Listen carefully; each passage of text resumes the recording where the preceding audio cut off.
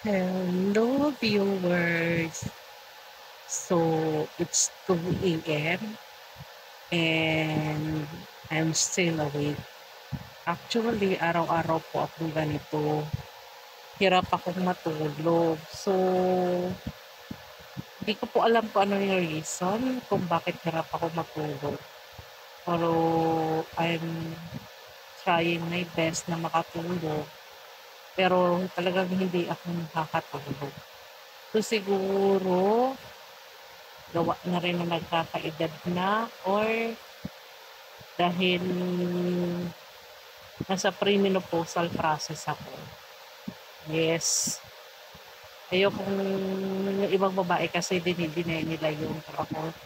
Hindi ko i-deny kasi lahat ng babae pupunta naman talaga sa gano'n na darating ang araw na hindi ka nadadatnan na buwan ng dalaw. So wag po natin ikahiya yun. Pagpus ay i-share natin para yung ibang babae is may idea kung ano yung pinagdadaanan ng isang babae nag-undergo ng premenopausal. So, isa ito sa mga side effect na pag-premenopausal ko. Uh, Hirap ako makatulog. Pero yung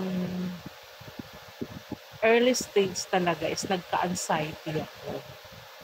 Ah, pero okay na yun, nag-overcome ko na, nakayanan ko na yung aking anxiety. Yung anxiety ko is takot akong lumabas. As in, pag naaarawan ako, feeling ko, may stroke ako. Ganun yung feeling ko. So ngayon, kampante ako kasi may gamot naman ako ininom. Binigyan ako ng doktor ko ng ng pampakalma. So every morning iniinom ko yun para the whole day hindi ako nag-overthinking na baka mamaya feeling ko nahihilo ako. Sino nag-start pag feeling ko nahihilo ako? Baka may stroke ako.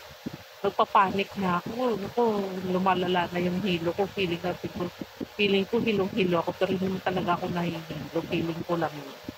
So, isa yun sa mga ganung pinagdadaanan.